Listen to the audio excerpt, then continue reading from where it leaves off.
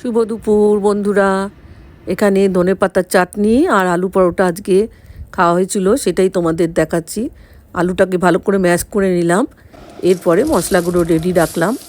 তেলের মধ্যে গোটা সর্ষে আর গোটা জিরে ফোড়ন দিলাম, দিয়ে পেঁয়াজ দিয়ে দিলাম, পেঁয়াজ আর কাঁচা লঙ্কা, একটু ঝাল ঝাল বেশ ভালো লাগবে।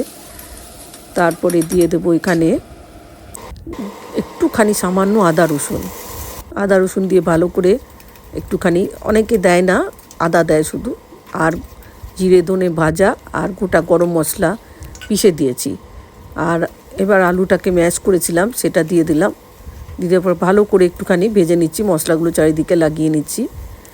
দেখো পুরটা রেডি করছি। এরপরে আমি দিয়ে দেবো একটু ধনেপাতা, তোমাদের ধনেপাতা না খেলে ধনেপাতা দিও না। পুর রেডি হয়ে গেল। এবার আমি পরোটাটা বেলবো। এই যে একটু লুচির মতন বেলে নিয়ে তার মধ্যে পুরটা ভরেছি। আমাদের ধনেপাতার চাটনির সঙ্গেই আলু পরোটাটা বেশি ভালোবাসে, আর আমি ঘিয়ে ভাজি, বেশি টেস্ট হয়। তাই দেখো এরকম করবে আমার মতন। তোমরা সবাই জানো কম বেশি করতে আলু পরোটা, দামি যেমন করে করি অমনি করে করো নাকি বলবে।